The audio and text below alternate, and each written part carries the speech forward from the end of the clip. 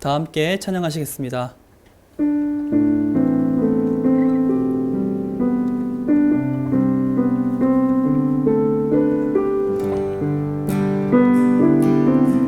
예수 우리들의 밝은 빛 은혜와 긍휼을 베푸시는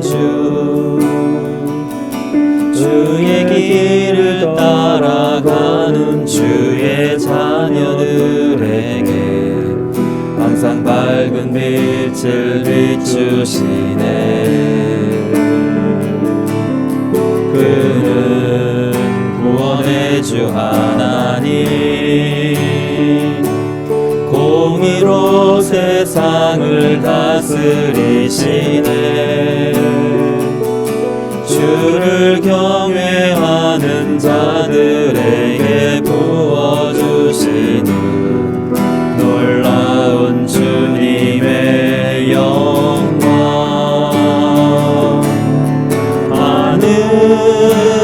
하늘에서 찬란하게 빛나는 주의 영광 이 땅에 오셨네.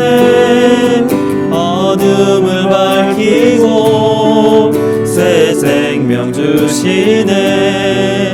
영원히 빛나는 나의 예수님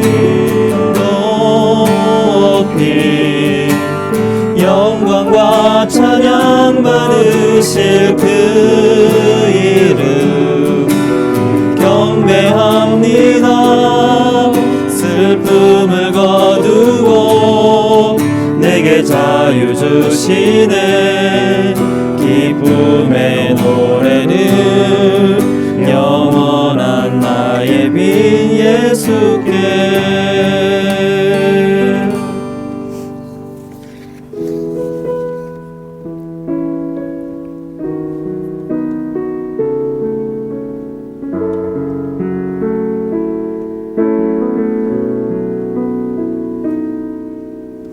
은혜로 날 보듬으시고 사랑으로 품어주셔도 내 마음 한 자락도 지키지 못하는 이 모습 부끄럽습니다. 따스한 곁을 내어주신 주님 앞에 나아갑니다. 표현 못할 긍휼로 나를 붙드시는 주 이름만 바라봅니다. 매일 마주한 슬픔을 견뎌나가며 주 예수의 마음을 닮아가네. 두려운 걸음마다 주가 동행하니 주 의지하며 오늘을 걷네.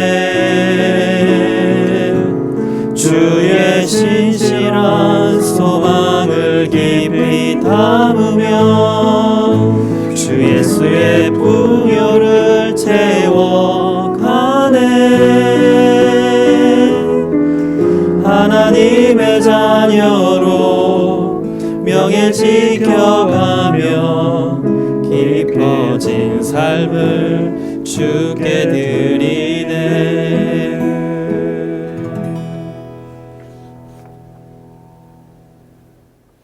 네, 수요 사경회에 오신 여러분을 환영합니다. 처음으로 인사드립니다. 저는 김묘성이라고 합니다. 반갑습니다. 네, 한 분 소개해드려야 되죠. 한 분 한 분씩. 백민님 함께 해주시고요. 유기농 수도사님. 네, 반갑습니다. 오늘도 찬양으로 시작해주셔서 감사드리면서 한문덕 목사님까지 소개해드립니다. 네, 세명사랑교 한문덕입니다. 반갑습니다. 무슨 얘기를 어떻게 하면 좋을까요? 글쎄요. 네. 오늘 왜 이경우 국장님 대신 네. 김효성 저희 기자님이 계신지 다들 궁금해하실 것 같아서 저희 이경우 국장님이 저희 평화나무 그 기독교 회복센터에 오늘 좀 중요 행사가 있습니다. 그래서 거기 행사 참여하시려고 거기를 가셔서 행사 때문에 가셨고요. 그 자리 대신해서 오늘 김효성 기자님이 대신 잠깐 소개해 주셔야 되는 거 아니에요? 네네. 되게 궁금하지 않을까요? 많은 분들이? 되게 저분은 궁금- 누구신가? 아닌가? 저는 지금 평화나무에서 나온다고 할 뻔했네요. 네. 김용민 TV에서 국물 없는 기자를 통해서 인사를 계속 드리고 있는 상황이고요. 그래서 제가 종교가 개신교, 기독교이다 보니까 또 이렇게 눈에 들어서 여기까지 나오게 됐는데 제가 이렇게 링크를 보내주셨어요. 우리 네. 백미님께서 보내주셔서 쭉 이젠 말씀을 듣고 어떻게 진행이 됐었나라고 보는데 너무 어렵더라고요. 그러시군요. 저는 너무 어려워요. 목사님께 너무 죄송한 말씀이지만 내가 다 이해하기 너무 벅차다 싶은 마음에 다 내려놓고 오늘 이 시간에 정말 말씀하시는 거 잘 듣고 혹시나 궁금한 점이 있다면 열심히 물어보도록 하겠습니다. 여기 다 이해해서 나오는 사람은 없습니다. 없어요. 그래요? 예, 다 네. 똑같아요. 다 환영합니다. 몰라요. 네. 저희 들어도 모릅니다. 어떻게 해야지 쉽게 할 수 있을까요? 물론 한숨을 엄청 쉬었어요. 예, 원래 뭐 어려운 건 어려운 대로 그냥 가야지 어려운 걸 쉽게 할 수는 그렇죠. 없습니다. 그 외에 요한계시록 하면 저는 항상 들었던 말이 이게 되게 잘 읽어야 된다. 네. 말씀을 이해하는데 자기 마음대로 멋대로 해석하거나 그럴 좀 위험이 높은 말씀이다. 그래서 잘 배워야 된다라는 두려움 때문에 오히려 멀리하는 경향이 있었거든요. 맞아요. 네. 근데 말씀을 듣고 왜 멀리하는지 알겠다. 어렵더라고. 맞아요. 주일 네. 예배 때 김현미 목사님이 한 목사님이 언급하셨죠. 뭐라고요? 어제 요한계시록 그렇죠. 좀 약간 뻥을 아니. 보태자면 전 세계에서 뭘 뻥이야. 제일 쉽게 어. 누구도 알 수 있게 정말 잘 설명하시는 목사님이시다. 요한계시록 그렇게 그렇군요. 네, 사실은 어렵습니다. 어렵기 때문에 저도 사실은 이거 너무 어려우니까 그냥 간단하게 하고 넘어갈까 하다가 네.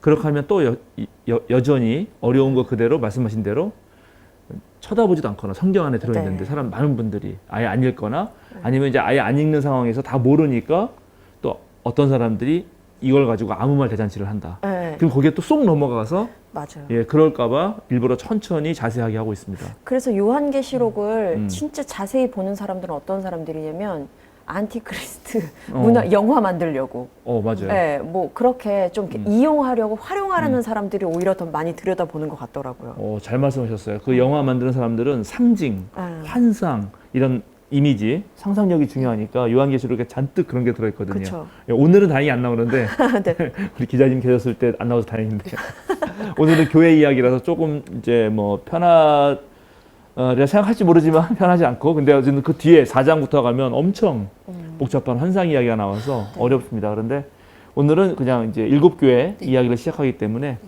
간단하게 그러면 이제 시작을 해보겠습니다. 네. 너무 고민하지 마시고 잘하시네요. 덜덜덜.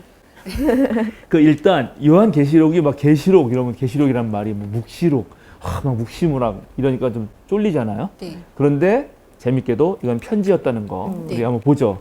일단 요한계시록 1장 11절. 1장 11절을 먼저 봐주시면 좋겠습니다. 찾으신 분 읽어주세요. 그 음성은 이렇게 말하였습니다. 내가 보는 것을 책에 기록하여 7교회 곧 에베소와 서모나와 버가모와 두아디라와 사데와 빌라델비아와 라오디게아의 교회로 보내라. 네, 그래서 여기 지금 7교회에 보내라 했으니까 이게 네. 이제 편지 형식으로 어쨌든 되어 있다. 네. 7교회가 나오잖아요.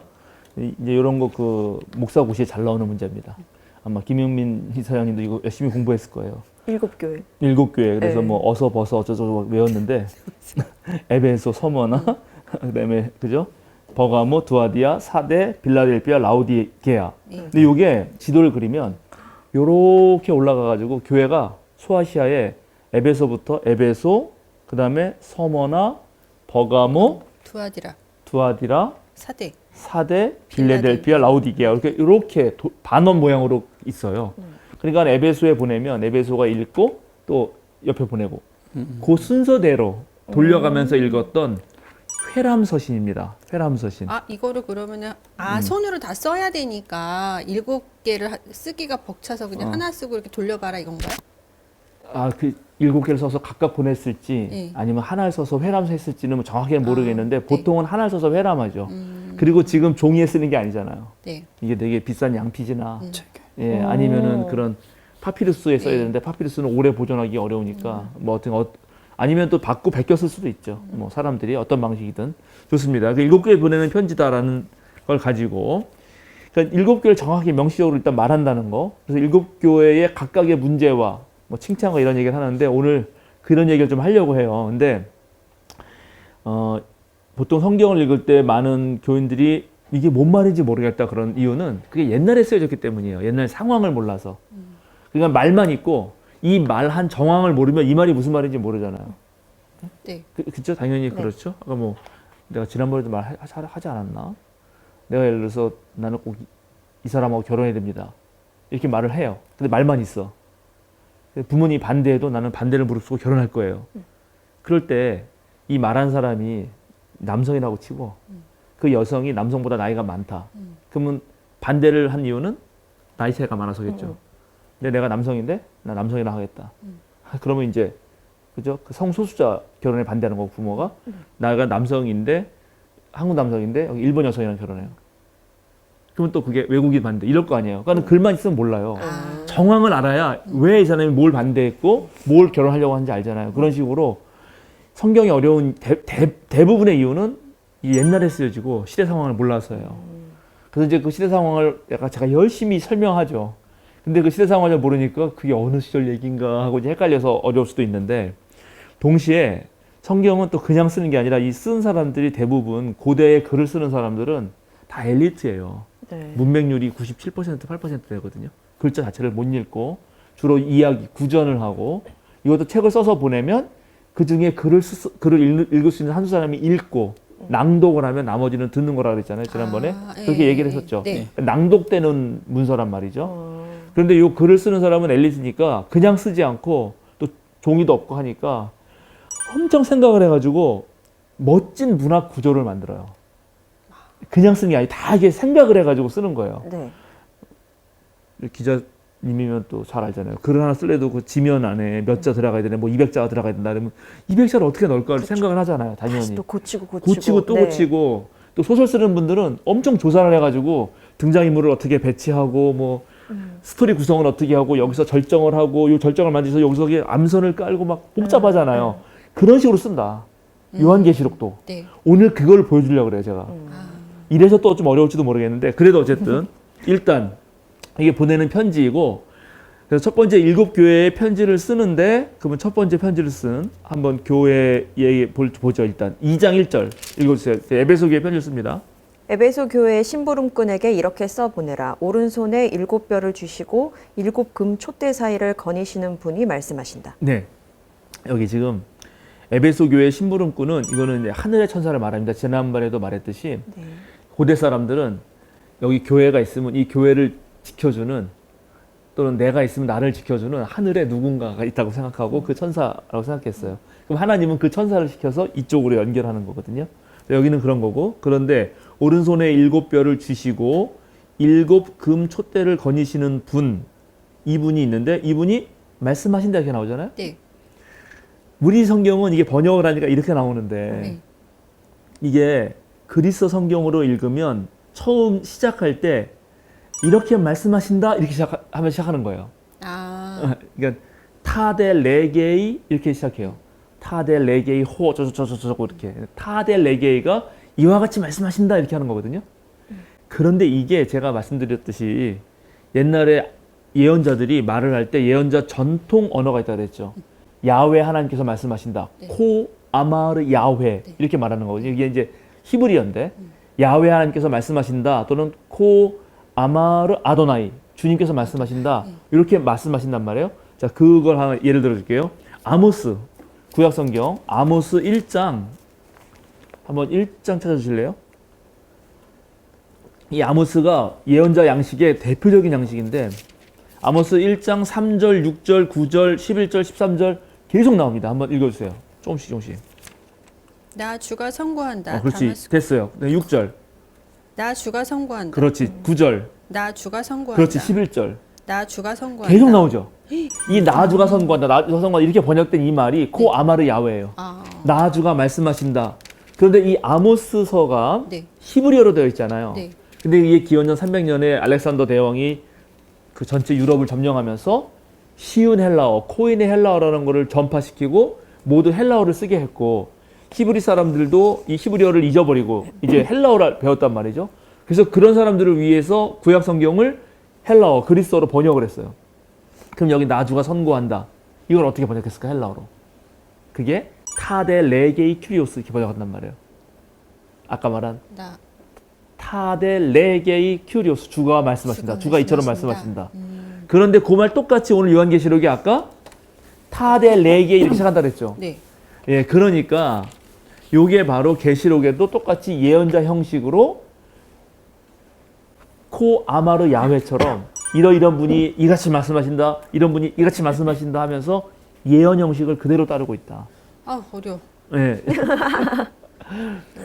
그게 하나씩 다 있어요. 자, 여기 보면 2장 1절에도 그렇죠. 그 다음에 2장 8절에도 보면 제가 읽어볼게요. 서머나 교회의 심부름꾼에게 이렇게 써보내라. 처음이며 마지막이요. 죽으셨다가 살아나신 분이 이렇게 말씀하신다. 네. 이게 나오죠. 네. 근데 요것도 원어로 보면 다 타델 레게이, 타델 레게이, 타델 레게이 이렇게 말한다고. 아, 그러니까 예언자 형식하고 똑같다. 그 아. 형식이. 그렇게 하는 게 일단 하나 우리가 좀 알아둬야 될 거고. 그 다음에 또 이제 재밌는 게 이 교회마다 말씀하시는 분을 묘사하는 게 다 각각이거든요. 아까 에베소는 뭐였어요? 오른손에 일곱 뼈를 쥐시고 일곱 금초대 차이를 거니시는 분이라고 했잖아요. 네. 네. 근데 요 분은 어디에 또 나오냐? 이미 말을 해줬어, 사실은. 1장 13절 읽어보실래요? 1장 13절. 그 촛대 한가운데 인자와 같은 분이 계셨습니다. 네, 그렇죠. 여기 촛대 나오죠? 20절. 내가 본 내 오른손의 일곱 별과 일곱 금 촛대의 비밀은 이러하다.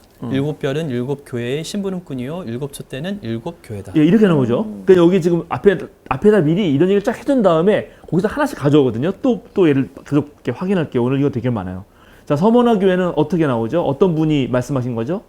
2장 8절. 처음이며 마지막이요. 죽으셨다가 살아나신 분. 그렇죠. 여긴 처음이요 마지막이요 죽으셨다가 살아나신 분이 말씀해요. 이분 어디 나왔냐? 1장 17, 18절. 그를 뵐 때에 내가 그의 발 앞에 엎어져서 죽은 사람과 같이 되니 그가 내게 오른손을 얹고 말씀하셨습니다. 두려워하지 말아라. 나는 처음이며 마지막이요. 살아있는 자다. 나는 한 번은 죽었으나 보아라. 영원 무궁하도록 살아있어서 사망과 지옥의 열쇠를 가지고 있다. 그죠? 여기 죽었으나 살아있죠. 네. 이거 똑같이 또 따왔죠. 네. 이런 식으로 다 따오는 거예요. 또 볼까요, 그러면? 자, 버가모 교회에 어떤 분이 말씀하시죠? 2장 12절. 날카로운 양날칼을 가지신 분이 이렇게 그치. 말씀하신다. 그럼 양날칼 나오겠죠, 당연히 앞에. 네. 1장 16절. 또 또, 오른손에는 일곱 뼈를 쥐고 입에서는 날카로운 양날 칼이 나오고. 그렇죠. 되게 재밌죠? 그 다음에 또 볼까요? 두아디라 교회인가요? 그 다음에 2장 18절. 어떤 분이 말씀하시나요? 두아디라 교회의 심부름꾼에게 이렇게 써보니라. 그 눈이 불꽃과 같고 그 발이 노새와 같으신 분, 곧 하나님의 아들이 이렇게 말씀하신다. 네, 그분 1장 14절 15절. 머리와 머리털은 흰 양털과 같이 또 눈과 같이 희고 눈은 불꽃과 같고 발은 풀무불에 달구어낸 노새와 같고 음성은 큰 물소리와 같았습니다. 그렇죠. 이렇게 사대교회. 자, 사대교회는 또 어디 나와요? 사대교회는 3장 1절인가 될 텐데요. 네, 3장 1절. 네. 사대 교회의 심부름꾼에게 이렇게 써보내어라. 하나님의 일곱 영과 일곱 별을 가지신 분이 말씀하신다. 네, 여기 일곱 영과 일곱 별 아까 또 나왔었죠. 1장 20절에 그대로. 네. 그 다음에 그 빌라델비아 교회 3장 7절. 거룩하신 분, 참되신 분, 다윗의 열쇠를 가지고 계신 분. 그렇죠. 다윗의 열쇠를 가지고 계신 분이에요. 네. 여시면 다룰 사람이 없고 다윗이면 열 사람이 없는 분이에요. 네. 열쇠 어디서 아까 나왔죠. 분명히. 기억나나요? 18절. 18절. 보세요. 읽어보세요. 지옥의 열쇠를 가지고 있다. 사망과 지옥의 열쇠를 가지고 있다. 그렇죠. 라고. 네. 그 다음에 3장 14절 이제 마지막 라오디게아 교회입니다. 아멘이시오 신실하시고 참되신 증인이시오 하나님의 창조의 처음이신 분이 말씀하신다. 그렇죠. 여기 신실하시고 참되신 증인. 네. 그거는 1장 5절 보세요. 또 신실한 증인이시오 죽은 사람들의 첫 열매시오 땅 위의 왕들의 지비자이신 예수 그리스도께서 내려주시는 은혜와 평화가 여러분에게 있기를 빕니다. 거기 신실하시고 참된 증인 나왔죠. 네. 그죠? 그 다음에 1장 17절? 그를 뵐 때 내가 그의 발 앞에 엎어져서 죽은 사람과 같이 되니 그가 내게 오른손을 얹고 말씀하셨습니다. 두려워하지 말아라. 나는 처음이며 마지막이요. 그죠? 처음이야 마지막이다. 네. 그러니까 되게 재밌죠. 1장에 하나님 계시받을 때 그 하나님 형상에 대한 얘기를 쫙 해놓고 그 다음에 그 하나님 형상 하나씩 따와가지고 교회에 탁탁 배분하는 거예요. 아, 응? 배분. 되게 재밌죠. 근데 배분을 해놓고 그 배분을 한 다음에 자 다시 에베소 교회는 어떤 교회였나? 에베소 교회에서 말씀하시는 분은 요한계시록 지금 2장 1절이었죠. 네. 이거 1장을 찾고 있냐. 2장 1절. 오른손에 7뼈를 쥐시고 7금 촛대 사이를 여기 7별 7금 촛대 사이가 전부 다 7개를 상징한다고. 네. 그리고 그거를 쥐고 있는 뭐 영은 다 그 사자고 뭐 이런 설명을 했는데 그래서 뭔가 말씀을 해요. 그래서 그거를 잘 지키면 되는데 만약에 안 지키면 어떻게 되는가? 자, 5절 읽어보세요. 2장 5절. 그러므로 내가 어디에서 떨어졌는지를 생각해내서 회개하고 처음에 하던 일을 하여라. 내가 그렇게 하지 않고 회개하지 않으면 내가 가서 내 촛대를 그 자리에서 옮기겠다. 자, 촛대 사이에 있으니까 촛대 옮긴다는 거야. 네. 자, 그 다음에 그 서머나 교회에서는 아까 죽음과 부활 얘기를 했잖아요. 네. 서머나 교회는 이제 알파와 오메가고 죽었다가 다시 살아나신 분이 말씀하신다 이렇게 했어요. 그래서 어떤 얘기가 나오냐? 이런 고난을 이겨내면 10절, 2장 10절. 내가 장차 받을 고난을 두려워하지 말아라. 보아라. 악마가 너희를 시험하여 넘어뜨리려고 너희 가운데서 몇 사람을 감옥에다 집어넣으려고 한다. 너희는 열흘 동안 환난을 당할 것이다. 죽도록 충성하여라. 그리하면 내가 생명의 면류관을 너에게 주겠다. 여기도 이제 죽다가 살아나신 분이 말하니까 죽도록 충성하라고 하고 네. 그렇게 하면 생명을 주겠다고 말하죠. 자, 그 다음에 버가모 교회는 양날칼이라고 했잖아요. 양날칼. 네. 양날칼을 가지신 분이 말씀하신다고 그랬잖아요. 그럼 양날칼을 가지신 분은 어떻게 하냐? 16절. 그러니 회개하여라. 만일 회개하지 않으면 내가 속히 너에게로 가서 내 입에서 나오는 칼을 가지고 그들과 싸우겠다. 재밌죠? 무슨 얘기인지 하나도 모르겠네. 그러니까 이런 식으로 문학적으로 맞춰가고 있다는 말이에요. 알려주실 거예요. 우리가 하면 그렇게 안 돼. 앞에서 쫙 하나님에 대한 설명을 해놓고 네. 그걸 하나씩 따다가 한 교회에 맞추고 그리고 그걸 안 지키면은 그 맞춘 거대로 촛대를 내가 다니는 촛대를 쥐고 촛대 사이를 거니는 사람인데 네가 안 지키면 내가 촛대를 옮겨버릴게. 네. 나는 양날칼을 가지고 말하는 사람인데 네가 안 지키면 내가 칼로 가서 싸울 거야. 이렇게 문학적인 형식을 따르고 있다고. 문학적인 표현을 하는 거죠. 아, 이게 다 문학적인 표현인가요? 그렇죠. 이게 다 문학적으로 하는 거죠.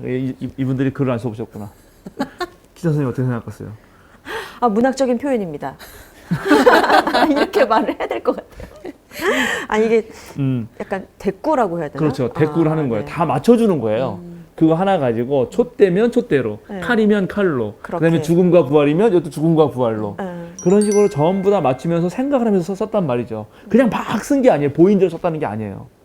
다 기획을 한 거예요. 힘들었겠네요. 쓰느라.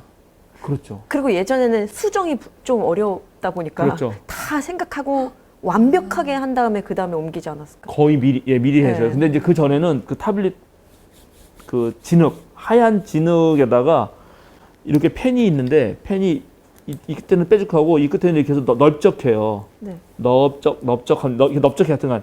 그래서 이렇게 생겨가지고 뾰족하고 뒤에는 넓적하거든. 네. 그래서 이 토판, 흑판에다가 써요. 아, 틀리면 일단- 뒤로 이렇게 꾹꾹 눌러 집어. 아, 수정이 그걸 다시 가능했네. 써. 아, 흑판은 그게 가능해요. 네네네. 근데 그렇게 하고 나면 이제 그걸 굽잖아요. 그건 그럼 이제 끝. 끝. 예, 그런데 이제 양피지나 이런 거는 되게 어렵지. 네. 종이도 비싸고 막 이러니까. 어쨌든 그런 식으로 이거를 다 맞추고 있다. 그래서 요 지금 편지 보내는 양식이 아주 똑같은 게 있는데 맨 처음에는 신부름꾼에게 말하고 누가 말씀하신다고 말하고 또 늘 말하는 게 있어요. 7교회. 그 중에 하나가 뭐냐면 알고 있다요. 알고 있다. 알고 있다요? 나는 내가 다 너희 상황을 알고 있다. 이렇게 말하는 거. 자, 다시 또 봅니다. 2장 2절. 나는 내가 한 일과 내 수고와 인내를 알고 있다. 그렇죠. 그 다음에 2장 9절. 9절. 나는 내가 당한 환난과 궁핍을 알고 있다. 그렇죠. 2장 13절. 나는 내가 어디에 거주하는지를 알고 있다. 예, 2장 알고 19절. 나는 내 행위와 내 사랑과 믿음과 섬김과 오래 참음을 알고 또 내 나중 행위가 처음 행위보다 더 훌륭하다는 것을 안다. 지금 다 안다 그래요. 3장 1절. 3장 나는 내 행위를 안다. 3장 8절. 또 나는 내 행위를 안다. 3장 15절. 15절. 또 나는 내 행위를 안다. 그렇죠. 근데 이 안다는 말이 다 나와요.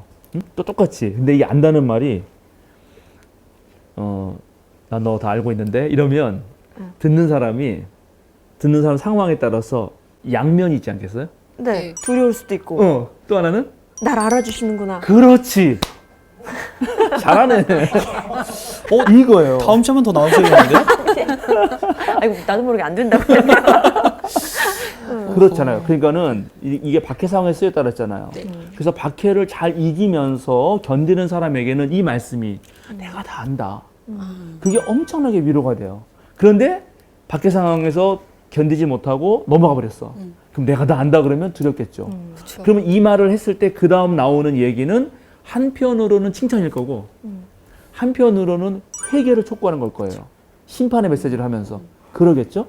그런데 여기서 그러니까 예를 들어서 주로 칭찬을 받고 그 책망을 받지 않는 교회가 3교회. 그 7개 중에? 그리고 책망도 받고 칭찬도 받는데 책망이 많다가 그러니까 책망이 점점 많아지는 교회가 있어요. 그 칭찬이 줄어들어. 그 책망을 무조건 받는 교회는 무조건 4교회예요. 책망만? 책망만은 4교회고 칭찬만은 3교회라고 생각하면 돼. 그럼 이 3교회는 하늘을 상징하는 거고 4교회는 땅을 상징하는 거거든. 숫자가. 왜냐하면 4는 동서남북에서 땅을 상징해요. 그리고 하늘은 삼층천 그리고 이 우주 공간을 땅 위와 저 하늘과 땅 아래 이런 식으로 이 공간이기 때문에 하늘을 상징하거든. 그래서 하늘을 상징하는 3교회는 칭찬을 하고요. 땅을 상징하는 4교회는 칭찬도 있지만 책망이 있는데 이 책망으로 가는 그 순서가 있어. 점점 책망이 그러니까 칭찬이 줄어들어요. 그 나중에는 결정적으로 책망만 해버려.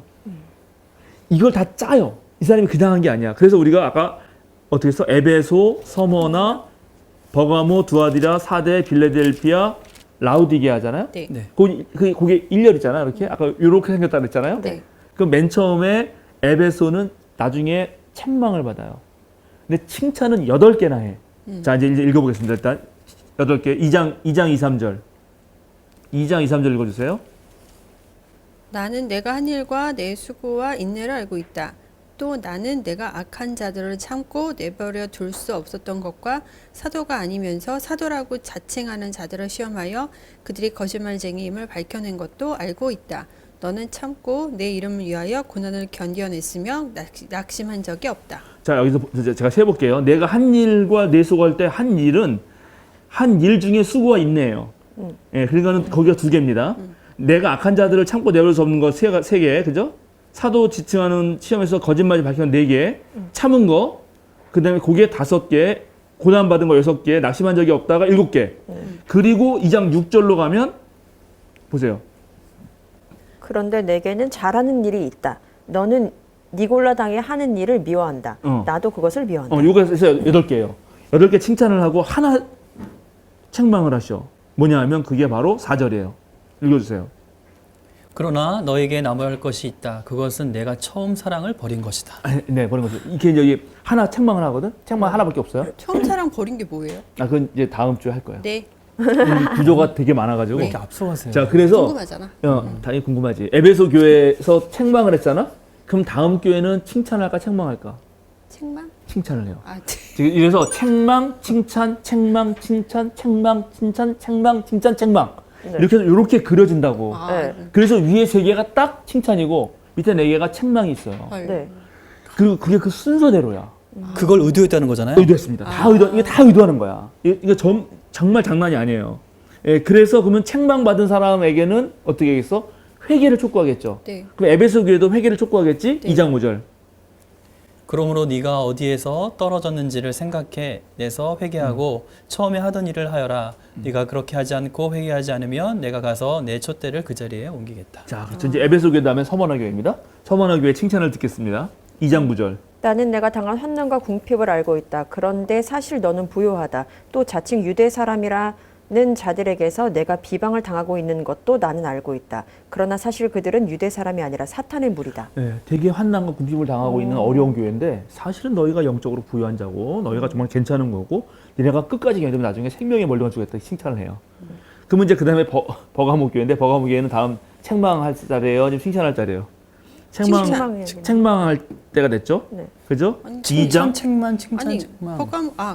죄송해요. 네 번째 봤어요. 네. 예, 그렇죠. 그래서 그러면 자 칭찬을 보겠습니다. 자 칭찬은 일단 13절 보세요. 나는 내가 어디에 거주하는지를 알고 있다. 그곳은 사탄의 왕좌가 있는 곳이다.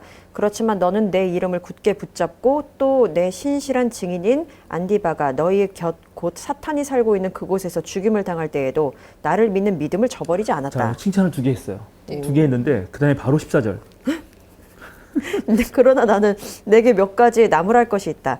너희 가운데는 발람의 가르침을 따르는 자들이 있다. 발람은 발락을 시켜서 이스라엘 자손 앞에 올무를 놓게 하고 우상의 제물을 먹게 하고 음란한 일을 하게 한 자다. 이게 혼내주잖아요. 그래서 15절도 보면 이와 같이 내게도 니골라당의 가르침을 따르는 자들이 있다고 혼내주고 당연히 또 그러니 뭐라고 했어? 회개하라 하겠지. 회개하라. 그래서 16절에 바로 회개하라. 그러니 회개하라. 이거 또 해요. 자 그럼 버가모 교회 이제 책망했어요. 그러면 두아디아 교회는 칭찬이에요, 책망이에요? 칭찬이겠지 칭찬으로, 당연히. 네. 자 2장 19절. 나는 내 행위와 내 사랑과 믿음과 섬김과 오래 참음을 알고 또 내 나중 행위가 처음 행위보다 더 훌륭하다는 것을 안다. 네 여기 또 이렇게 칭찬 딱 나오잖아요, 그죠? 네. 예, 그 다음에 책망. 예, 사대교회 그 다음에 사대교회 3장 3절. 책망이겠다. 3절 또 한번 보면은 그럼 여기는 아예 칭찬이 없어요. 사대교회부터는 칭찬 자체가 없는데 그래서 보면은 맞아요. 어디냐면 3장 1절 그 뒷부분.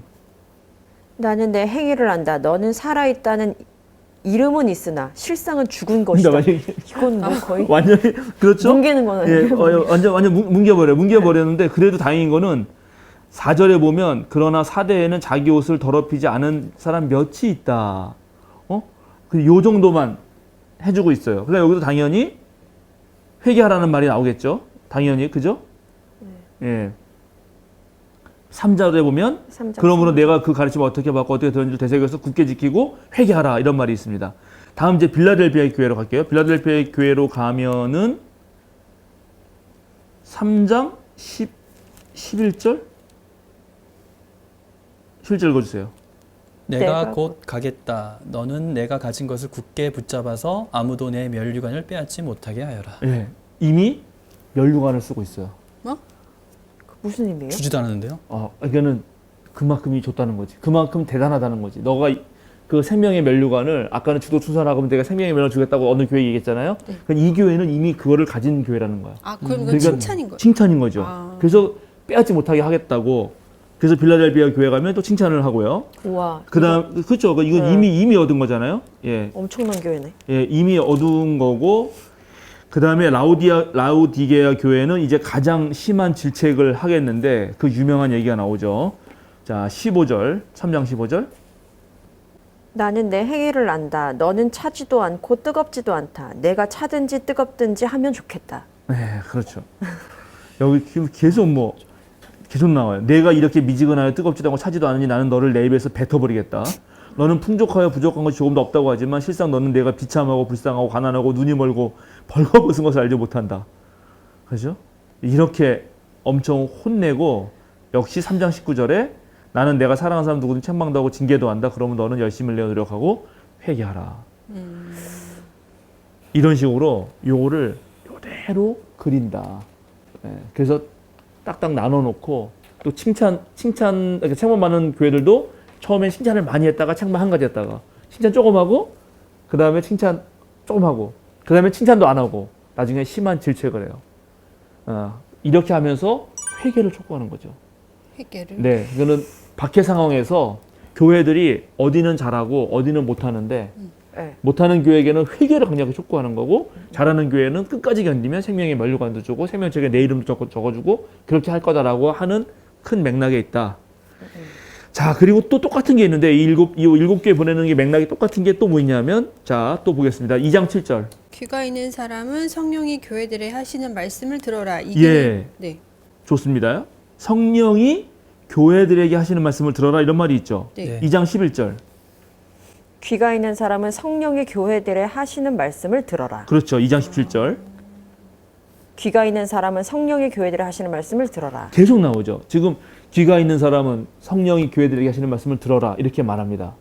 이게 다 똑같아요. 사실은 다 안 찾겠는데 아까는 7교회를 딱 집어넣고 근데 그럼 7교회 구체적으로 말을 하는 건데 한 교회 한 교회마다 그런데 여기 말은 또 귀가 있는 사람은 성령이 교회들의 모든 교회를 마치 상정하는 것처럼 얘기를 한단 말이죠. 왜 그러냐? 실제로 그 에베소에는 7교회만 있는 게 아니에요. 다른 교회도 있어요. 예를 들어서 저기 골로새서 1장 2절 펴실래요? 골로새서 1장 2절. 골로새에 있는 성도들 곧 그리스도 안에 있는 신실한 형제 자매들에게 이 편지를 씁니다. 우리 아버지 하나님께서 내려주시는 은혜와 평화가 여러분에게 있기를 빕니다. 그 골로새도 바로 이 소아시아에 있어요. 근데 4장 13절. 나는 그가 여러분을 위하여 그리고 라오디게와 히에라볼리에 있는 사람들을 위하여 수고를 많이 하고 있음을 증언합니다. 예, 바로 이 골로새 옆에 라오디게아 교회도 있었고 히에라볼리 교회도 있었다는 거죠. 네. 그런데 여기는 지금 라오디게아 교회에만 보내잖아요. 네. 그냥 그 교회를 대표로 찍은 거죠. 그리고 그 교회를 대표로 찍으면 그 주변에 있는 교회들도 같이 봤다는 걸 알 수 있어요. 그래서 이 요한계시록의 편지는 7교회에게 보내고 7교회에게 구체적인 말을 하면서도 네. 어느 교회나 들어도 좋은 말인 거예요. 그래서 2000년 전에 그러니까 뭐 2000년 전 아니죠. 지금 이게 95년도 쓰였으니까는 한 1970년 정도 되나? 1920년 전에 쓰여졌지만 21세기인 오늘날 교회가 들어도 의미 있는 교회 말이 되는 거죠. 네. 그래서 그 구체적인 내용들을 이제 나중에 들을 건데 자, 그래 놓고 그러면 이제 회개했어요. 회개한 사람들 그리고 잘 이겨내는 사람들에게는 하나님이 어떻게 주실까요? 상. 그렇지, 당연히 상을 줘야죠. 네. 상을 줘야지 이게 엄청난 박해 상황에서 벌어졌는데 그것마저 없으면 어떻게 견디란 말인가. 상을 줍니다. 2장 7절 다시 또 읽어주세요. 귀가 있는 사람은 성령이 교회들에게 하시는 말씀을 들어라. 이기는 사람에게는 내가 하나님의 낙원에 있는 생명나무의 열매를 주어서 먹게 하겠다. 그렇죠. 생명나무에 그거를 몇 개 주게 하겠다고 합니다. 그러면 진짜 줬는지 안 줬는지 봅시다. 22장 2절, 14절, 19절. 도시의 넓은 거리 한가운데로 흘렀습니다. 강 양쪽에는 12종류의 열매를 맺는 생명나무가 있어서 달마다 열매를 내고 그 나뭇잎은 민족들을 치료하는 데 쓰입니다. 네, 그렇죠. 제가 14절 볼게요. 생명나무에 이르는 권리를 차지하려고 그리고 성문으로 해서 도성에 들어가려고 자기 겉옷을 깨끗이 빠는 사람은 복이 있다. 여기 생명나무 나오죠. 네. 19절. 또 누구든지 이 예언의 책에 기록한 말씀에서 무엇을 없애버리면 하나님께서 이 책에 기록한 생명나무와 그 거룩한 도성에서 그가 누릴 몫을 없애버리실 것입니다. 맨 마지막에 요한계시록에는 이제 새 예루살렘이 새하늘과 새 땅이 생기고 그 신천지 열받는데 좀 거기서 가져가서 어쨌든 새 예루살렘이 오는데 거기에서 생명나무를 얻는 거죠. 이긴 사람은. 그러니까 에베소께서 이긴 사람은 그때 생명나무를 얻는 것으로 아주 노골적으로 나옵니다. 준다고 해놓고. 그리고 다시 정말 얻죠. 자, 그러면 다시 2장으로 와서 2장 11절. 귀가 있는 사람은 성령의 교회들이 하시는 말씀을 들어라. 이기는 사람은 둘째 사망의 해를 받지 않을 것이다. 예, 둘째 사망의 해. 죽지 않는다는 거죠. 그게 없다는 거예요. 그러면 그게 진짜 그런다. 20장 6절. 이 첫째 부활에 참여하는 사람은 복이 있고 거룩합니다. 이 사람들에게는 둘째 사망이 아무런 세력도 부리지 못합니다. 이 사람들은 하나님과 그리스도의 제사장이 되어서 1000년 동안 그와 함께 다스릴 것입니다. 네, 그래서 또 21장 4절 보면 그들의 눈에서 모든 눈물을 닦아주실 것이니 다시는 죽음이 없고 슬픔도 울부짖음도 고통도 없을 것이다. 이전 것들이 다 사라져버렸기 때문이다. 네, 다시는 죽음 없다. 우와. 이렇게 허락을 해주죠. 그 다음에 2장 17절. 귀가 있는 사람은 성령이 교회들에 하시는 말씀을 들어라. 이기는 사람에게는 내가 감추어둔 만나를 주겠고 흰 돌로 주겠다. 그 돌에는 새 이름이 적혀 있는데 그 돌을 받는 사람밖에는 아무도 그것을 알지 못한다. 네, 그렇죠. 거기에 지금 새 이름, 돌에 새긴 새 이름을 주겠다 그러잖아요. 정말 새겨주나. 22장 4절. 하나님의 얼굴을 뵐 것입니다. 그들의 이마에는 그의 이름이 적혀 있고. 그죠? 하나님 뵈는데 하나님 이름이 쫙 적혀 있는 거죠. 자, 그다음에 엄청난 예. 메시지군요. 2장 26절. 이것은 마치 내가 나의 아버지께로부터 권세를 받아서 다스리는 것과 같다. 나는 그 사람에게 샛별을 주겠다. 여기 샛별을 주겠다고 약속했잖아요. 그럼 샛별을 주는지 봐야 되는데 22장 16절. 나 예수는 나의 천사를 너희에게 보내어 교회들에 주는 이 모든 증언을 전하게 하였다. 나는 다윗의 뿌리요 그의 자손이요 빛나는 샛별이다. 여기 또 이렇게 샛별 또 언급하죠. 3장 5절. 이기는 사람은 이와 같이 흰옷을 입을 것인데 나는 그의 이름을 생명책에서 지워버리지 않을 것이며 내 아버지의 앞과 아버지의 천사들 앞에서 그의 이름을 시인할 것이다. 네, 그렇죠. 여기 아까 말한 대로 흰옷. 근데 우리 아까 읽었어요. 그 22장 14절에서 뭘 읽었냐면 자기 겉옷을 깨끗이 빠는 사람 아까 나왔었죠. 예, 그거 똑같이 그렇고요. 그 다음에 3장 12절 빌라델비아 교회 거기는 뭐라고 나오나요?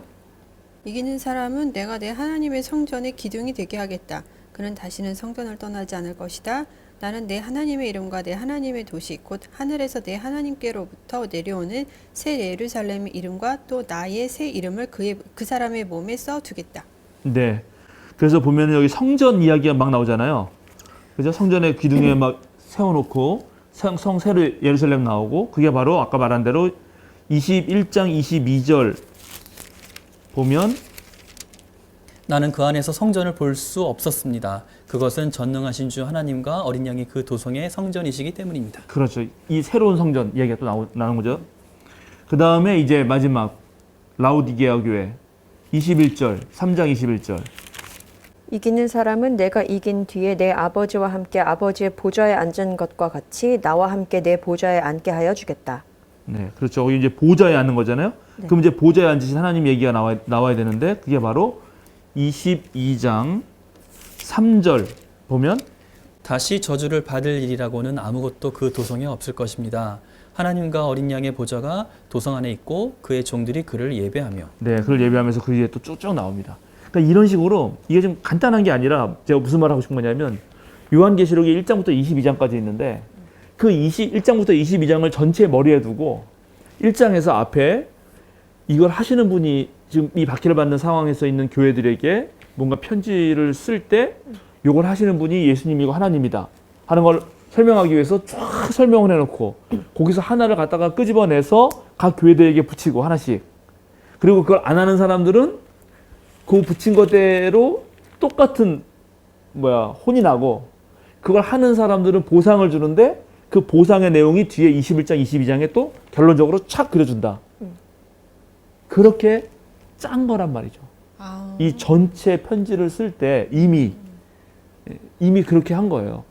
자, 그래서 결국 이 요한계시록의 목적은 계속 말하지만 무슨 그 3000년 뒤에 아니면 이 세상이 종말 때 어떤 일이 벌어지나를 위해서 쓴 게 아니라 그때 당시에 로마 제국하에서 박해받는 사람들에게 위로해주고 소망을 주고 이길 수 있도록 또 저항하면서 힘낼 수 있도록 격려해주면서 잘못하는 거는 바꿔라 회개하라 하고 잘하는 거는 칭찬해주면서 이런 보상이 있을 거다라고 얘기해줬다는 거죠.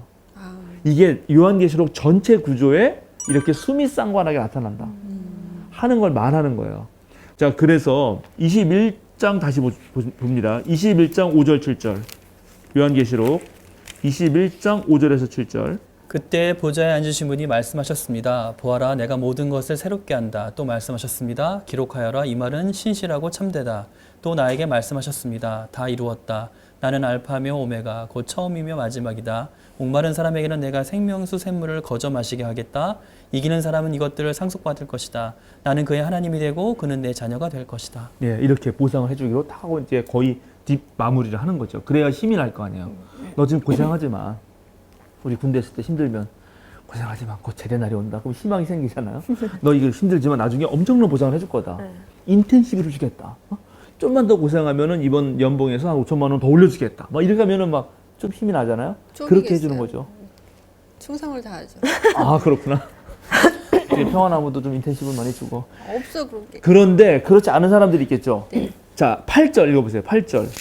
그러나 비겁한 자들과 신실하지 못한 자들과 네. 가증한 자들과 살인자들과 음행하는 자들과 마술쟁이들과 우상숭배자들과 모든 거짓말쟁이들이 차지할 몫은 불과 유황이 타오르는 바다뿐이다. 이것이 둘째 사망이다. 이게 아까 이 둘째 사망에서 사망의 해를 입지 않는다 이런 말도 있었잖아요. 네. 그럼 둘째 사망에 가는 이제 우리로 말하면 지옥 같은 그런 상징인데 그런 상징인 사람들이 비겁한 자들, 신실하지 못한 자들, 음행한 자들, 그죠? 그다음에 뭐 가증한 자, 살인자들, 마술쟁이들, 우상숭배하는 자들, 거짓말쟁이 이런 사람들이잖아요. 근데 이런 사람들 중에 살인자나 가증한 자들은 이건 교인들은 아닐 거 아니에요. 그죠? 이거는 그 로마 제국의 그런 놈들일 거 아니에요. 네. 가증한 자는 이게 미워할 증자거든요. 그러니까 미워해서 마땅한 놈들 이런 뜻이에요. 그러니까는 이런 놈들은 가증한 자, 살인자들, 그리고 마술쟁이들은 그 이방 로마 제국 신전을 섬기는 그런 이방 신의 제사장들 같은 그런 종교 지도자일 거예요. 네. 그럼 그 사람들은 이 사람들은 어차피 적이니까 그놈들이 여기 가는 건 마땅히 해요. 근데 교인들 중에 걸리는 사람은 누구예요? 비겁한 사람들, 신실하지 못한 자들, 음행하는 자들. 그러니까 이거 이제 두 개를 다 섬기는 거지. 돈도 좋고 하나님도 좋고 이런 거. 그 다음에 우상숭배자들, 거짓말쟁이들 아니에요? 이게 나온단 말이에요. 2장 10절 다시 앞에 그 예가 바로 교회에 다 나온다고. 또 2장 10절 보세요. 뭐라고 나옵니까? 내가 장차 받을 고난을 두려워하지 말아라. 보아라, 악마가 너희를 시험하여 넘어뜨리려고 너희 가운데서 몇 사람을 감옥에다 집어넣으려고 한다. 너희는 열흘 동안 환난을 당할 것이다. 죽도록 충성하여라. 그리하면 내가 생명이 멀려가는 너에게 주겠다. 자, 여기 거기 앞에 부분에 내가 장차 받을 고난을 두려워하지 말아라. 여기 죽도록 충성하라고 나오니까 이거 보고 아까 그 얘기한 거죠? 뭐 네. 여기에 보면 앞에 부분에 고난을 두려워하는 겁쟁이들, 비겁하자들 얘기가 나오는 거고요. 그 다음에 2장 13절. 나는 내가 어디에 거주하는지를 알고 있다. 그곳은 사탄의 왕좌가 있는 곳이다. 그렇지만 너는 내 이름을 굳게 붙잡고 또 내 신실한 증인인 안디바가 너희 곁 곧 사탄이 살고 있는 그곳에서 죽임을 당할 때에도 나를 믿는 믿음을 저버리지 않았다. 여기는 신실한 증인 안디바가 나오니까는 이렇게 안디바처럼 순교하지 못한 애들이 있을 거 아니에요, 당연히? 네. 그 얘기 또 여기 똑같이 하죠. 그 다음에 2장 14절. 그러나 나는 내게 몇 가지 나무랄 것이 있다. 너희 가운데는 발람의 가르침을 따르는 자들이 있다. 발람은 발락을 시켜서 이스라엘 자손 앞에 올무를 놓게 하고 우상의 제물을 먹게 하고 음란한 일을 하게 한 자다. 네, 2장 20절. 그러나 내게 나무랄 것이 있다. 너는 이세벨이라는 여자를 용납하고 있다. 그는 스스로 예언자로 자처하면서 내 종들을 가르치고 그들을 미혹시켜서 간음하게 하고 우상의 제물을 먹게 하는 자다. 예, 여기도 보면은 이게 음행하는 자가 나오는 거네요. 그죠? 네. 그리고 똑같이 우상숭배도 같이 나오고요. 그 다음에 2장 2절로 갑시다. 2장 2절. 나는 내가 한 일과 내 수고와 인내를 알고 있다. 또 나는 내가 악한 자들을 참고 내버려둘 수 없었던 것과 사도가 아니면서 사도라고 칭하는 자들을 시험하여 그들이 거짓말쟁이임을 밝혀낸 것도 알고 있다. 거짓말쟁이들이 있었다는 얘기죠. 그러니까 이렇게 앞에 교회에서 또 다 얘기해놓고 뒤에서 또 바로 돈 없는 다 전부 둘째 사망에 간다. 이렇게 수미상관으로 딱 구조를 짰다는 거예요. 네. 그러니까 이런 전체 구조를 가지고 요한계시록을 봐야지 요한계시록이라고 하는 문헌이 진짜 그때 사람들에게 무슨 얘기를 해주고자 했는지를 안다는 거죠. 근데 그걸 모르고 띄엄띄엄 읽고 어떤 고기만 살짝 빼서 딱 읽으면 아 이거는 세계대 3차 대전을 말하는 거다. 이거는 베리칩이다. 이렇게 되는 거란 말이죠. 이렇게 하면 안 된다는 거예요. 안 된다고. 네, 알았죠. 그래서 이제 요한계시록의 구조를 살짝 말씀드리고 싶은데 요한계시록은 22장까지 있는데 크게 나누면 1장에 프롤로그 이제 시작하는 얘기가 있고 그다음에 22장 6절부터 에필로그가 있어요. 이제 끝나는 거죠. 그 에필로그하고 프롤로그 딱 빼면 정확하게 7개 구분으로 나뉘어질 수가 있어요. 그래서 처음에 2장 3장은 7교회가 나와요. 4장부터 7장은 7인에 대한 얘기가 나와. 그리고 8장부터 11장은 7 나팔이 나오거든요. 그리고 12장부터 14장까지가 그 짐승들을 상징하는 용이 활약을 하고 그 용과 맞대서 대결하는 그 교회들, 그리고 그 교회들이 어떻게 예배해야 되는지가 나옵니다. 그리고 다시 15장부터 16장에는 7 대접이 나와요. 그리고 17장부터 18장에는 바벨론 멸망이 나와.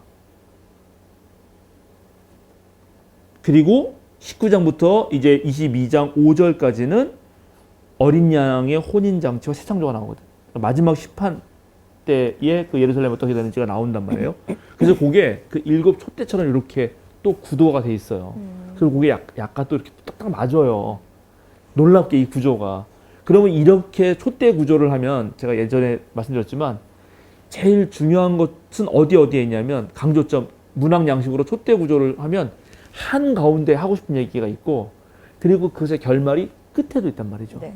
그러니까 이 끝에는 결국은 어린 양이 이겨서 혼인잔치를 베풀 거고 새 예루살렘을 거다라는 희망을 주고 근데 이것을 하기 위해서 핵심이 한가운데 있다 그러잖아. 근데 한가운데 뭐가 있냐면 바로 짐승들과 대결하는 그 교회의 모습과 거기서도 예배를 하나님께 드리는 사람들의 모습이 나온단 말이죠. 12장부터 14장에. 그래서 요한계시록을 이렇게 한눈에 잘 펼쳐서 구조로 이렇게 멀리서 이렇게 보면은 이거는 절대로 계속 말씀드리지만 정말 세상이 망하는 뭐 몇천 년 뒤에 어느 때를 예언한 게 아니다. 그때 시대를 살아가는 교회들, 특히 로마 제국 도미티아누스 황제 시절에 박해를 받던 교회들에게 힘을 실어주고 지금 겉으로 볼 때는 로마 제국이 승승장구하고 지금 그리스도교를 박해해서 그리스도교 교회는 망하고 오히려 로마 제국이 왕성할 것 같지만 그거는 일시적인 거고 결국 어린 양이 오셔서 로마 제국에 의해서 죽임 당했던 그 예수님이 다시 오셔서 이제 승리자 그리스도가 다 이겨낼 수 있을 것이다. 그러니까 희망을 가져라 라고 말하고 싶어 했다는 것입니다. 이거를 좀 보여주려고 오늘. 그리고 이제 개별 교회는 또 다음 주에. 왜냐면 에베소는 또 에베소를 알아야 돼요.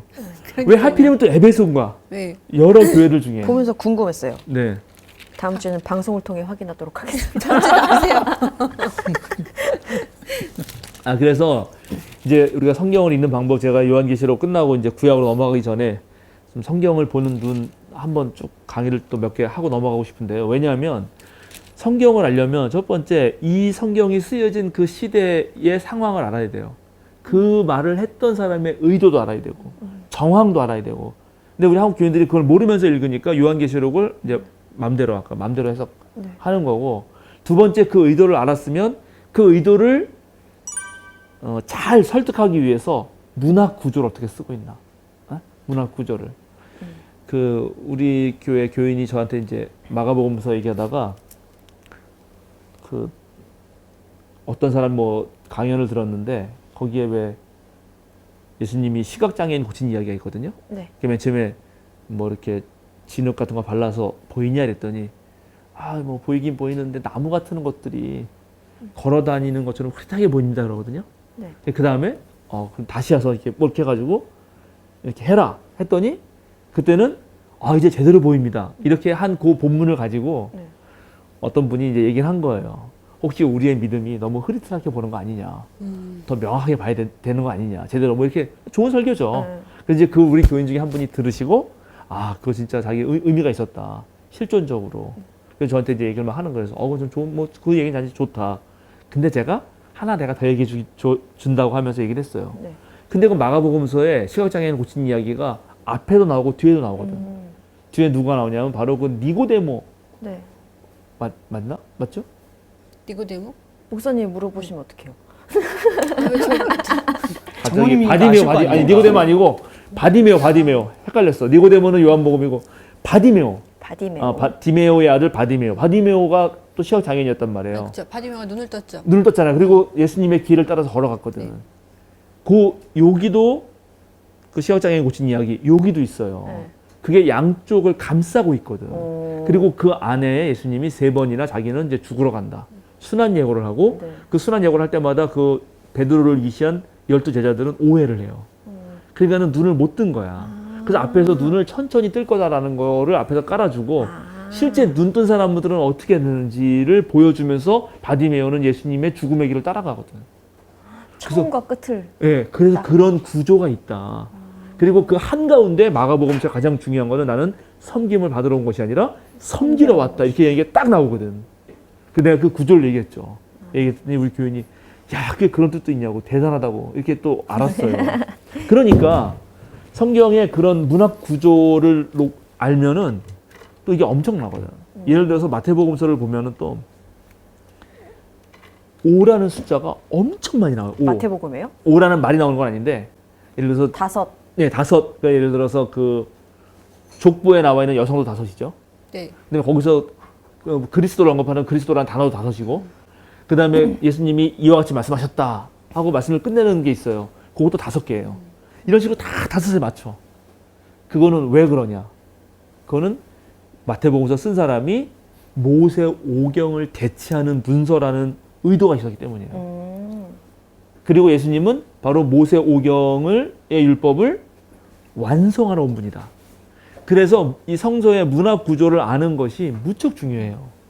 그래서 요한계시록도 이런 구조를 알면 요 앞에 프롤로그하고 이제 7교회 얘기하는 것이 이 전체 얘기의 어떠한 그 뭐랄까 예시라 그래야 되나 하여튼간 가장 핵심적인 구조를 예. 알아야 된다 하는 거죠. 나 이상한 얘기를 못 하겠네요. 그렇죠. 그래서 그렇게 볼 줄 알아야 돼요. 근데 한국 교회는 성경을 읽을 때 그렇게 못하기 쉽잖아요. 이번 주에 요만큼 읽고 그 다음 주에 요만큼 읽고 이러잖아요. 그럼 그 전에 건 다 까먹죠. 다 잊어버리고. 그러니까 그래서 이러는 거예요. 그래서 제가 예전에도 얘기했는데 제가 이제 만약에 옛날에 제가 지방에서 대학을 다닐 때가 있었는데 그때 돈이 필요하단 말이에요. 그럼 엄마한테 돈을 달라고 편지를 쓴단 말이지. 편지를 쓰겠죠? 네. 근데 다짜고짜 엄마 돈 줘 이렇게 쓸 수 없잖아요. 네. 그럼 돈이 안 온다고요. 전후 사정을 말하겠지. 그렇지. 네. 그래서 전후 사정도 그냥 말하면 안 되고 앞에 편지 형식 있잖아요. 사랑하는 엄마에게. 어떻게 보고 싶은 요즘에, 엄마에게. 어머니 보십시오. 날씨도 추운데 잘 계십니까? 이런 거 막 쭉 쓰고 안부 인사 먼저 하고. 안부 인사하고 저는 여기서 참 잘 지내고 있고 엄마가 돈 뭐 보내주는 덕분에 공부도 열심히 하고 저쩌고 쫙 쓴 다음에 엄마 칭찬을 엄청 하고 엄마의 마음을 노골노골하게 한 다음에 한 가운데 거기다 이제 쓰겠지. 근데 이번에 책을 사고 뭐 돈이 필요해서 한 100만 원 정도 필요한데 혹시 엄마 괜찮으면 좀 보내주면 좋겠어요 하고 또 다시 엄마 칭찬. 그치, 역시 마지막으로. 엄마가 고생하고 이렇게 해서 내가 덕분에 공부도 하고 이렇게 막 하고 맨 뒤에 사랑하는 엄마 뭐 아들은 멀리서 공부 열심히 잘하고 있습니다. 다음에 또 뵐게요. 꼭 찾아가겠습니다. 뭐 이렇게 하고 딱 끝날 거 아니에요. 그게 구조라고. 근데 이거를 엄마가 편지 받고 있잖아. 돈을 보내지는 않고 첫째 주에는 맨 처음에 읽어 사랑하는 엄마에게 우리 아들이 보냈네? 그리고 이제 접어. 그 다음 주에 엄마 잘 계셨어요. 저거 그걸 또 읽어. 또 접어. 그렇게 읽으면 되겠냔 말이에요. 안 되죠. 전체 구조를 놓고 어디가 핵심인지를 파악해서 돈을 빨리 보내줘야지. 네. 그게 편지를 제대로 읽은 거잖아요. 성경도 비슷하다. 그러니까 요한계시록도 이렇게 읽는 훈련들이 사실은 필요합니다. 근데 이제 이거를 우리가 못했기 때문에 많이 헷갈렸던 거예요. 한 줄 한 줄을 읽었었던 것 같아요. 그렇죠. 네. 그리고 그 한 줄에서 어떤 의미를 발견해가지고 그거를 개별적으로 내가 받은 거죠. 오늘 여기까지. 우와우. 재밌었어요. 어렵다면서. 근데 재밌었어요. 방송으로 봤을 때보다. 다음 주에 나오면 더 재밌습니다. 다음 주에는 7교회가 왜 선택되었는지, 왜 이 7교회인지 알려주시는 거죠? 하나씩. 하나씩. 이제 에베소 하나씩 교회. 들어가는 이제 에베소 교회다. 그러면 왜 에베소 교회인가? 물론 에베소에 교회가 있었기 때문이죠, 당연히. 그런데 에베소라는 데가 어떤 데인가? 에베소라는 게 모르잖아요. 확 다음 주에 나오고 싶은 마음이 막 방송을 통해 확인하겠습니다. 네. 어디 한 마디씩만 하시고 마칠까요? 오늘 뭐 충분히 얘기한 것 같아요. 이 구조는 사실은 어려워요. 이건 또 헬라어도 알아야 되고 이런 거라서 더 어려워요. 그러니까 볼 때 성경이 말씀하신다. 그러면은 그 내용들이 그냥 성령께서 함께 하시고 성령께서 강력하게 너희들에게 어떤 메시지를 주신다는 이렇게만 이해를 했었고 회개라는 것도 당연히 뭔가 잘못했으니까 회개하라고 했겠지. 그냥 이렇게만 인식을 하고 읽고 있었는데 오늘 목사님 말씀 들어보니 어떤 이유가 있었겠구나. 그리고 이게 문화 구조에 의해서 이렇게 앞뒤에 맞게 했구나. 또 저희 또 무식함이 또 드러났네요. 또 선생님? 그냥 저자의 의도만 제대로 파악만 하더라도 성경을 보는 맛이 훨씬 더 더할 것 같아요. 근데 저자의 의도를 파악하는 게 너무 힘들어요. 그리고 가끔씩 또 이렇게 그런 것 같아요. 너무 어려운 것 같아요. 그것만 알아도 잘 읽을 수 있을 것 같은데 쉽지가 않네요. 네, 우리 기자님은 처음 오셨지만 그래도 네. 즐거웠습니다. 즐거웠어요. 정말 저는 편지를 읽는 느낌. 딱 편지 원래 성경 말씀 읽으면은 하나님이 나에게 주시는 말씀이 무엇인지에만 집중을 해서 선택적으로 한 줄 한 줄만 보고 해석을 했었던 위험이 있었던 것 같은데 그렇게도 뭐 느끼는 바를 전혀 무시할 수는 없지만 전체 맥락을 봤을 때 주시는 말씀도 분명히 있기 때문에 그거를 알려고 좀 공부를 해야겠구나라는 생각을 하게 됐습니다. 아, 감사합니다. 제가 연애 3년 해가지고 결혼했는데요. 네. 연애 한참 깊이 들어갈지 전 단계에서 매일 편지를 썼거든. 메일로. 네. 물론 그때 당시. 네. 그래서 그때 매일 편지를 쓸 때 이 말을 잘 써야 될 거 아니에요. 네. 내 진실한 마음이 잘 전달되기 위해서 그때 내가 정말 평소에 읽지도 않는 시집을 막 30권씩 읽고 옆에 책을 쌓아놓고 좋은 구절 하나 찾기 위해서. 그래서 그걸 어떻게 배치할까. 그런 그래서 고민이 담긴. 그렇죠.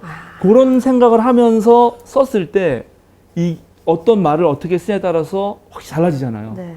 그래서 우리가 성경을 읽으면 이제 글 자체도 좋지만 그 글을 쓰는 사람의 마음, 의도, 그걸 읽어야 된다. 그리고 바로 고대인들에서 글 쓴 사람들은 특히 그리스 로마 문화에서 제일 중요한 반드시 배워야 될 자유학예라고 해서 리버럴 아츠 해서 오늘날 교양교육으로 번역되는 그런 게 있는데 그 중에 하나가 수사학이에요. 수사학.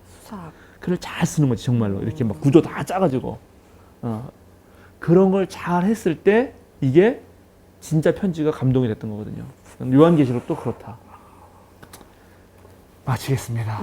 오늘 수고해 주셔서 감사합니다. 기도하겠습니다. 주님 감사합니다. 요한계시록을 쓴 우리 요한께서 당시 7 교회들에게 또 로마 제국에서 박해받는 소아시아 지방의 많은 교회들에게 하고 싶었던 말을 이렇게 신경을 써서 계속해서 설득해가고 있습니다. 힘들지만 잘 견뎌내라고 주님께서 당신들을 붙들어 줄 것이라고 위로하고 또 쉽게 박해에 넘어가서 배교하는 일이 없도록 정말 채찍과 또 위로와 여러 가지 방식을 통해서 설득을 하는 모습을 보게 됩니다. 오늘날 21세기 한국교회는 이 자본주의 시대 또는 힘의 권력 앞에서 어떻게 하고 있는지 다시 한번 우리들을 돌아보는 시간 되게 하시고 이제 다음 주부터 본격적으로 한 교회 상황들을 살펴보면서 어떤 위협들이 이들에게 있었는지 다시 한번 되돌아보려고 합니다.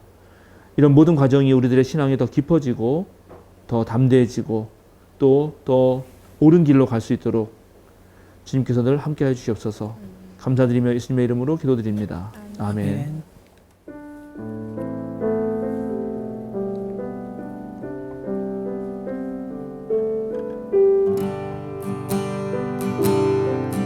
예수 우리들의 밝은 빛 은혜와 긍휼을 베푸시는 주 의의 길을 따라가는 주의 자녀들에게 항상 밝은 빛을 비추시네. 그는 구원의 주 하나님 공의로 세상을 다스리시네. 주를 경외하는 자들에게 부어주시는 놀라운 주님의 영광. 하늘에서 찬란하게 빛나는 주의 영광 이 땅에 오셨네. 어둠을 밝히고 새 생명 주시네. 영원히 빛나는 나의 예수님 높이 영광과 찬양 받으실 그 이름 경배합니다. 슬픔을 거두고 내게 자유 주시네. 기쁨의 노래를 예수께